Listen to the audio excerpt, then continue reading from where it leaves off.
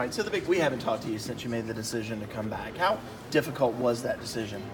It was very difficult. I went back and forth with it, which is kind of why we rode it out so long. Even though we had a late season, I kind of rode it to almost the last couple of days that I had to make the decision. But, just prayed on it, talked out the pros and cons with my family and my coaches. So at the end of the day, I feel like I made the best decision for me, so it was really good. Was there ever a point where you said, I think I'm going to go, and then that changed? Yeah, it was on and off, man, back and forth. It's a tough one, when that opportunity presents itself, you really got to consider it. But, having this opportunity to come back and be with my guys again and have a chance to get better, just personally, I feel like that was the best one for me. So that was the best one. What was your three you guys talk, with each other about making the decision together to come back together? We talked about it, but when you look at it, that kind of would have been a naive decision because we all could have made the decision to go or leave together, but we're not gonna get drafted to the same team. So at the end of the day, we just understood that we had to make the best decision for ourselves, and lucky for us, all of us felt like that was to come back. So we were just happy that we all get go at it again one more time. Considering the season you had, the buzz that was kind of surrounding all of you guys, was it surprising to get a second-round grade? Were you not expecting? I'm just not expecting it. I certainly wasn't. It didn't really matter. I don't pay attention to too much stuff than that. I wasn't really surprised by it. I was more so just, okay, but not gonna go off of what they say. It's more so just off of how ready I feel I am. You know what I mean? So. I was kind of blessed to hear that, second round grade, that's kind of crazy, for me, only playing 2 years, not having the full 3 years under my belt, but I wasn't too surprised. Just kind of that unknown when a guy hasn't played a full 3 years. How does that motivate you when you heard that? Did it motivate you for this year?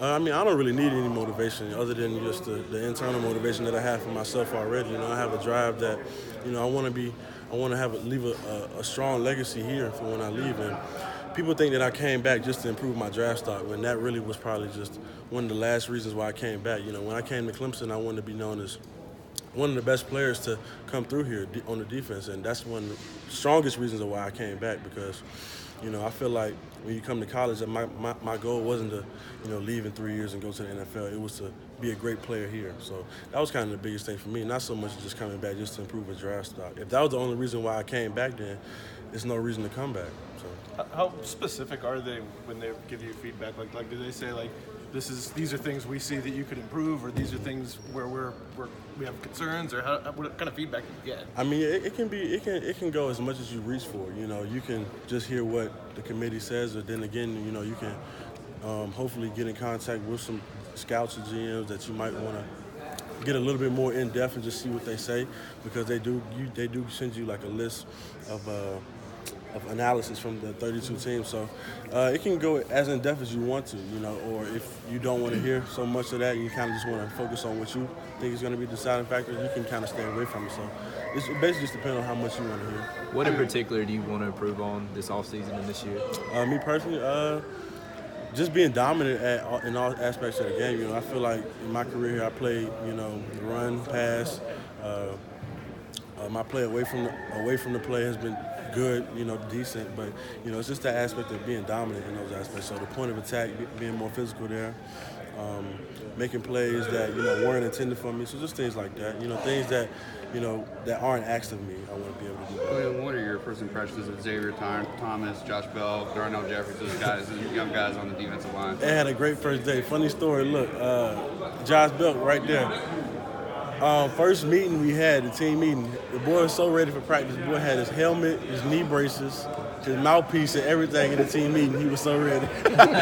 He was ready to go. Hey, but I was really impressed by those guys, man. They had a great first day. None of them, the energy and the effort wasn't a question, and that's one of the biggest things, with a young guy. You don't know if he'll play hard or not, and that was great to see from them. So they had a great first day, and hopefully we can carry that into Friday. Are you embracing your role as being a leader now, not being the young guy? You're now the guy they look up to see how things are done. Do you enjoy that? Oh man, I love it, man. It kind of comes natural, now that I've been in the system for a minute. Like you said, I was a young guy for my first year playing, but to be here and just to have that opportunity to help the guys that come up underneath you, man, it's huge. So I love it. Yeah. What are the overwhelming reasons why you came back? Was it a combination of things? Was it as simple as the draft grade wasn't what you wanted? It was sat down and thought. Yeah, it was a combination of things, but And I really get annoyed when people say I just came back to improve my draft stock. That wasn't really the biggest deciding factor, you know.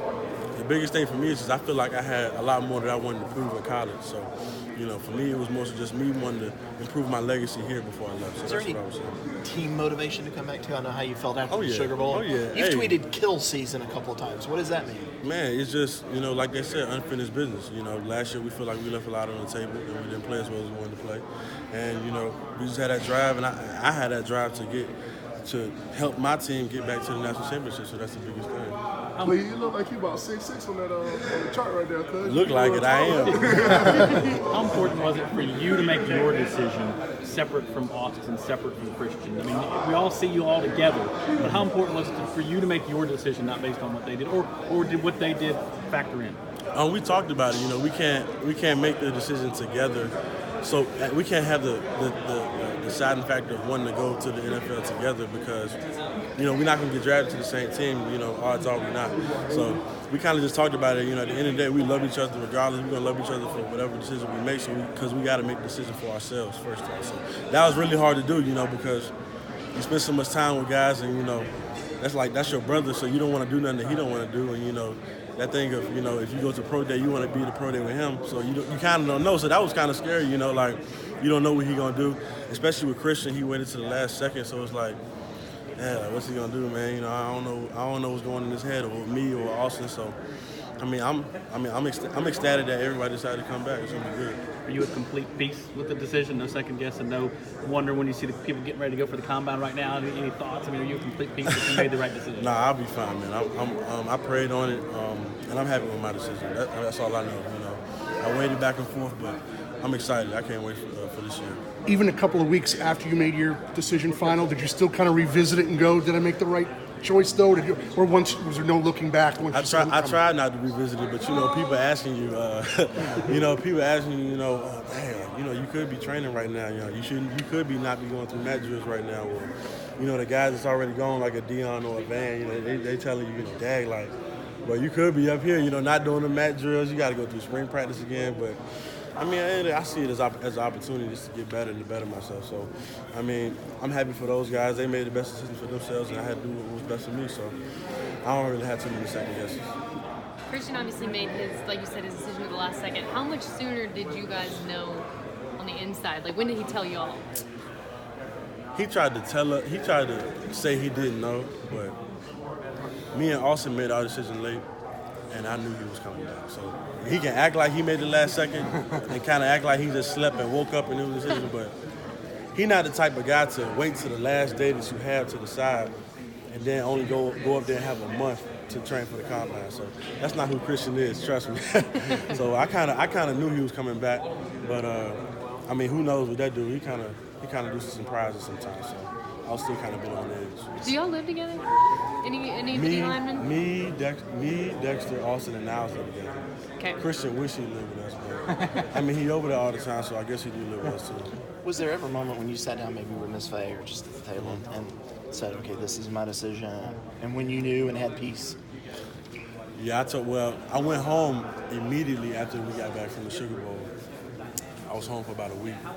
Sat down, talked with her, my family, my brothers, my sisters, my high school coach, and my defensive line coach from high school. So I talked to her about it. She wanted me to come back, finish, get my degree. And she kind of just weighed out the options. And then I still was undecided, so she was like, oh man, I don't know what he's gonna do. So I came back to school for the banquet, and right the night before the banquet, I called her because I had made my decision. Ain't no reason to wait out until the last day. And I called and told her, and she was really happy because she didn't want me to. She wanted a chance to come to my games that she knows she could. Instead of having that chance of going to the NFL and not knowing where I was going. Hopefully, I'm not halfway across the country like she would. So it was really good for her. She was really happy. Do people realize how hard it is because I'm sure people were asking her constantly. Yeah. What's going on with Clelin? Yeah, I mean, people don't understand, especially from a family standpoint.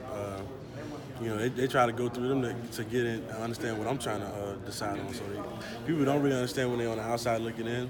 And my family say, man, all these people asking me like, what you gonna do? And I'm like, man, I don't know, Mom, because I mean, you got all these people asking you, but just think about how many people asking me. So, I mean, it's a hassle, but you know, you just gotta know who to trust and know whose opinion you value.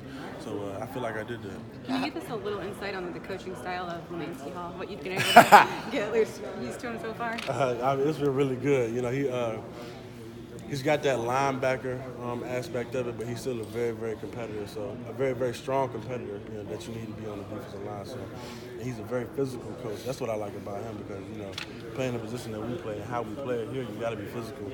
And first day, he's done a lot of new stuff, a lot of different drills where, you know, we're getting our hips open and getting our changing direction, different movements, different drops. So it's been real good for him. Do you feel like it's going to help you guys having, just in general, the defensive line, having two coaches? You know? Oh, yeah. I mean, it's going to be huge. I mean, we've done it before, so it's nothing new, you know, with Coach Brooks and Coach Hobby. But just to have that aspect of, you know, Coach Ski, you know, giving us this new aspect of, you know, how to get better at our drops and also be a good defensive end. And you got Coach Bates, who played at Alabama, so he knows all the insights of, you know, the different movements, different pass rush moves, stuff like that. It's going to be huge.